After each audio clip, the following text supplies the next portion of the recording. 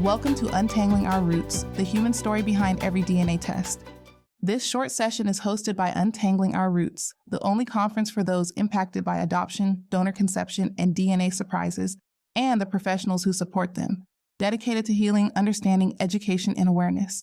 Every DNA test begins with a question: who am I, really? We test because something feels missing. A story doesn't add up. A photo doesn't resemble us. A root system is invisible. DNA is not simply data. It's identity, it's attachment, it's memory. Every swab, every sample, every result carries with it the weight of a human heart seeking connection. The foundation. We come from someone. Every human walking the earth today is the product of an extraordinary convergence of lives, choices, and circumstances stretching back through time. Every ancestor is a thread. Every descendant is the tapestry. Thousands of choices, migrations, marriages, wars, tragedies, romances, secrets, and miracles created each of us. Every ancestor is a thread. Every descendant is the tapestry. Why we care about roots. Genealogy is consistently ranked as the number 2 or number 3 hobby in the United States after gardening and photography. Why? Because both gardening and genealogy have something in common: growing things that matter. Humans are drawn to genealogy because we want to know where we come from. We want to feel connected, and we want to carry something forward. This deep urge is biological. We are wired to look for genetic mirroring: the same chin, the same laugh, the same musical talent, the same stubbornness. It is not vanity, it is biology. Babies search the face of their parents for recognition. Adults do the same when they open seeking that same primal connection to something larger than themselves. The story behind every DNA test, behind the sterile packaging and scientific promise, lies a profoundly human story, one of hope, fear, longing, or grief. Some people test with joy: I want to know more. Curiosity and celebration drive these searchers forward with excitement. Some test with fear: I already know something is wrong. Suspicions confirmed or denied, either way, answers await. Some test with longing: I hope someone out there looks like me. The ache for recognition, for reflection, for belonging. And some test with grief: they're already gone, I just want to know the truth. Closure arrives too late, but the truth still matters. Behind every kit is a death, a birth, a secret, a hope. We test because we know intuitively our story isn't complete. The mystery we carry: families tell stories. Some stories are true, some are revised, polished by time and retelling. Some are forgotten, lost to death and distance. And some are denied, actively suppressed to protect secrets that shape entire lives. When facts don't match stories, our bodies know first. Long before conscious understanding, something registers as wrong. A child grows up feeling different. A sense of not quite fitting in with the family narrative or physical characteristics. Detached. An emotional distance that can't be explained or bridged. Not like the others. The feeling of being an outsider within your own family.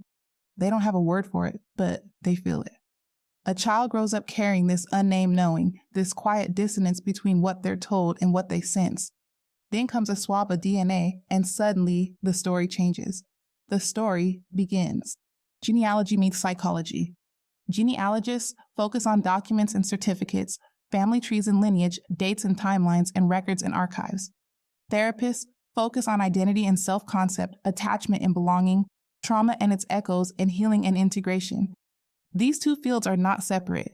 Family trees are emotional maps into our past and who we are today. Legacy and the desire to pass things on. Every ancestor wanted one thing: for their life to matter. When we tell their stories, preserve their photos, and write their names in our trees, memories, and hearts, we are giving them what they wanted most: continuity. We are the living proof that they were here. We carry their blood, their joy, their pain, their resilience. We are walking archives. Every choice we make, every story we tell, every connection we maintain adds another chapter to their legacy. How to untangle our roots. First, start with what you know. Gather names, places, dates, and family stories. Even the ones that might be wrong. Every thread matters. Second, use records. Census data, obituaries, marriage licenses, immigration documents. The paper trail tells its own truth and builds understanding. Third, add DNA. Cluster matches, find shared networks, use the leads method to organize the connections. Fourth, build a timeline. Because time plus place equals opportunity for conception. Geography and chronology are your allies. Fifth, embrace the human side. Ask the deeper questions about emotion, circumstance, and survival. Who was grieving? Who was lonely? Who was available? Who made a mistake? Who kept a secret to survive? These human questions unlock the mysteries that documents alone cannot. Why this matters? This work changes lives in ways that are difficult to articulate but impossible to ignore. When we help someone find a father, a mother, a sibling, a connection, when we piece together the fragments of a shattered story, we are not just solving genealogical cases or genetic puzzles. We are restoring identity, giving people back the truth of who they are. We are healing generational wounds, breaking cycles of secrecy and shame. We are giving people their reflection, the chance to see themselves in another face. There is nothing more sacred than that. In a world that often feels disconnected and fragmented, we offer people the gift of knowing where they came from, and in doing so, help them understand who they are. The science of attachment. Attachment theory teaches us that humans are biologically wired to seek secure connections with caregivers. But what happens when the foundation of that attachment, knowing who your caregivers actually are, is built on fiction? Secure attachment requires consistent presence, emotional availability, honest communication, and truth about identity. Secrets undermine trust in relationships, a person's sense of self, emotional security, and biological reality. When someone discovers their parent isn't genetically related, they're experiencing an attachment rupture. Understanding this helps us hold space for their grief and confusion. This is a normal response to a fundamental disruption in attachment, the weight of secrets. Family secrets don't stay contained. They leak out in 1,000 subtle ways. Inadvertent glances and stories that don't quite add up. In the way certain topics become forbidden territory. The secret keeper carries shame and fear. The family system organizes around the silence. The next generation inherits the confusion. The truth seeker feels something is wrong. Research shows that family secrets create anxiety across generations, even when the secret itself is unknown. Children sense what cannot be spoken. They feel the tension in the air, the carefully curated narrative, and the places where curiosity is not welcome. DNA testing has become a truth-telling technology that refuses to participate in family mythology. The science doesn't care about comfort or convenience, it simply reveals what is. Common DNA discovery scenarios. Not all DNA surprises look the same. Understanding the common patterns helps us approach each situation with appropriate sensitivity and insight. A non-paternal event, NPE. When you discover the man you call dad is not your genetic father. This can result from an affair, assault, or sexual encounter where paternity was hidden, obscured, or unknown. An undisclosed adoption. This can be either formal or informal. It's where you learn you were adopted later in life. This revelation can feel like a double betrayal. Donor conception. You were conceived using donor sperm or eggs, or were a donated embryo and were never told. Previously unknown siblings. When half-siblings from affairs, previous relationships, an undisclosed adoption, or use of donor conception appear in your DNA match list. Each scenario carries its own emotional weight, its own set of questions, its own path toward integration and healing. The cycles of grief. When someone discovers their genetic truth was hidden from them, their first reaction is shock and often anger. But underneath that anger lies profound grief. They are grieving. The parent they thought they had. The story they believed about themselves. The time they didn't get to have with newly discovered family. The possible change in the relationships they have, and the identity they constructed on false premises. This anger is not irrational or excessive. It is protective grief, the psyche's way of creating enough emotional distance to begin processing an overwhelming loss. People experience a cycle of grief. Number 1, shock and denial. This can't be true. Number 2, anger. How could they lie?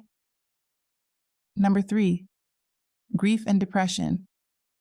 I've lost everything I thought I knew. Number 4, understanding. I am re-editing my past to reorganize the parts of me. Number 5, integration. I can hold both stories of me. I can shape who I want to be with clarity, choice, and new roots. For those supporting someone through this process, remember, don't rush past the anger. It's doing important work. Not everyone moves through these stages linearly. Some people circle back, some skip stages, some get stuck. All of it is normal. The truth will set you free, but first it will piss you off. This famous quote, often attributed to Gloria Steinem, perfectly captures the DNA discovery journey. Truth is liberating, but it's also deeply, profoundly uncomfortable, like most transformations are. The first most common emotion people feel after a DNA discovery is shock. The second one is validation. For 92% of people with a DNA discovery, the difficulty of discovery does not outweigh the value of knowing the truth. So, when people are unsure if they should disclose misattributed parentage because it may turn someone's world upside down, this is true, it will. Just remember that a vast majority are glad they know the truth. The biology of belonging. Why does genetic connection matter so deeply? Because our brains are wired for kinship recognition. Genetic relatives often feel like intimate strangers, familiar before we understand why. Mirror neurons respond. When we meet someone who shares our genetics, our brains register similarity. An unconscious sense of this person is like me. Pattern recognition kicks in. We're built to notice familiar faces, voices, and gestures. Biological relatives often match those patterns in ways social ties can't replicate. Oxytocin follows. Moments of recognition and emotional resonance can trigger the bonding hormone, reinforcing connection. And the story shifts. Your brain integrates new genetic information, reshaping identity in real time. This isn't just psychology, it's neuroscience. Belonging is built into our biology. The ripple effect of discovery. A DNA discovery doesn't just affect the person who took the test. It sends shockwaves through entire family systems, challenging relationships and rewriting histories. The discoverer experiences identity crisis and grief. Raising parents may have guilt, be defensive, and feel relief. A genetic parent is often unprepared and sometimes unaware, and siblings can feel confusion about their place. The next generation also has new medical history and roots to understand. Understanding this ripple effect helps us navigate the complex emotional terrain with greater wisdom and compassion. No one emerges unchanged, and that's exactly why support and guidance are so crucial. The ethics of secret keeping. There's an ongoing debate about whether parents have the right to keep genetic secrets from their children. Arguments for keeping secrets. Protecting family stability. Privacy of the adults involved. Avoiding unnecessary shame/stigma. They don't need to know. Fear of losing relationships. Arguments for disclosure. The right to know one's identity, medical necessity, psychological health. Secrets fester and create distance, and truth eventually emerges. The consensus among therapists and ethicists favors disclosure. Research shows that finding out later in life is more traumatic than being told early, and that the damage from lies often exceeds the discomfort of truth. When genetics and love collide. One of the most painful aspects of DNA discoveries is the false choice people feel forced to make: genetics or love. The truth is more nuanced. People can honor the parents who raised them and seek genetic family connections, grieve what was lost and celebrate what is found, feel angry about the lies, and love the people who lied. The people who raised you, who showed up for school plays and taught you to ride a bike, they matter. And your need to know where you came from matters too. These truths can coexist. Medical history matters beyond identity and emotion. There's a practical reason why genetic truth matters. Medical history. When you don't know your genetic family, you can't accurately assess medical risk. You may screen for the wrong conditions or miss essential screenings altogether. For example, many everyday health conditions carry significant genetic risk factors. When you don't know your genetic truth, you can't accurately assess your health risks. You might be screening for the wrong conditions or missing critical screenings altogether. The real impact. People with unknown genetic histories have been misdiagnosed, given inappropriate treatments, or failed to catch hereditary conditions early. Access to genetic truth is literally a matter of life and death. Cultural perspectives on genetic truth. Cultures and generations vary widely in their relationships with genetic parentage, secrecy, and family structure. Understanding these contexts helps us navigate DNA discoveries with greater sensitivity. Honor-based cultures. A society in which family reputation, collective standing, and social conformity are prioritized over individual preferences. Individualistic cultures. A society where personal autonomy, individual rights, and self-expression are prioritized over group harmony or collective expectations. Historical generational norms. These generations may prioritize family stability and collective reputation. Withholding information can be seen as preserving unity or preventing harm.